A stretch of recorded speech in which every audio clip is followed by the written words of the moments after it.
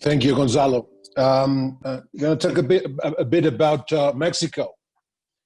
I think that to say that this is a deep and strong crisis in the industry is a misstatement, by all means.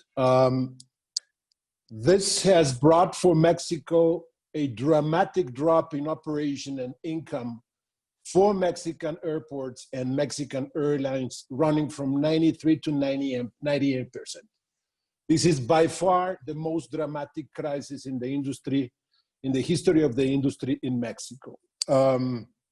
Also, to limit the effect of this to the renegotiation of lease agreements, I believe it's a misstatement as well. There are leases being terminated, aircraft being returned to lessors, purchase orders being canceled to aircraft manufacturers.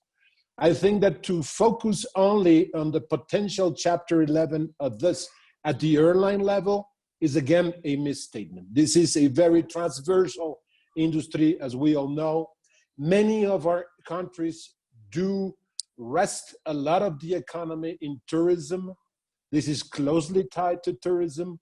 So I do believe that we are just getting started in terms of having visibility of the problems and consequences of this pandemic crisis in our industry. As Gonzalo clearly mentioned, in Europe and in the US, in between those two regions, there's a US amount of 123 billion package for the airlines, either in the form of loans, loan guarantees, wage subsidies, or direct equity to the airlines, the European and the US airlines. None of this is happening in LATAM, and certainly none of this is happening in Mexico. Basically, airlines in Latin America are essentially on their own in this crisis, either because, as Gonzalo mentions, governments do believe that it is a bad policy to pump money into the sector, or because governments are simply unable to afford such a support. The thing is that we are facing this situation in Mexico, which is no exception to this, with an administration that does not believe in pumping money in crisis times to private investment sectors.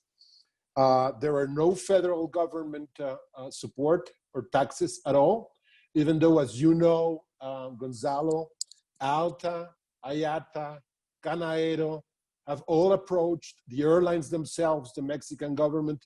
There seems to be no response and no support in the radar available for the coming future.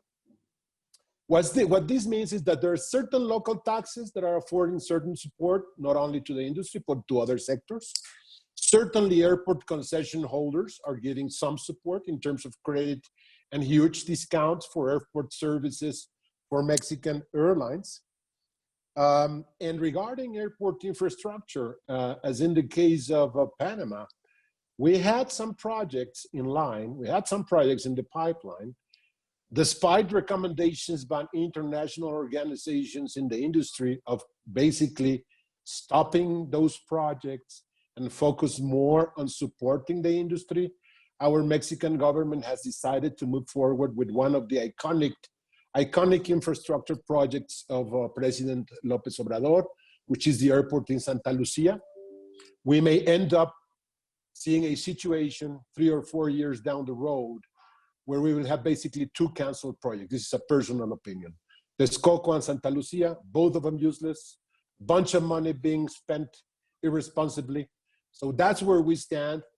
The forecast is not an optimistic one, certainly. There are rumors of at least 2 main carriers in Mexico going to Chapter 11. These have been dismissed by these 2 companies, but the future and the actual consequences are yet to come and be seen. That's a brief report, Gonzalo, on what is happening in Mexico besides the earthquake that we experienced yesterday that fortunately had no damages in Mexico City. Thank you, Juan Carlos.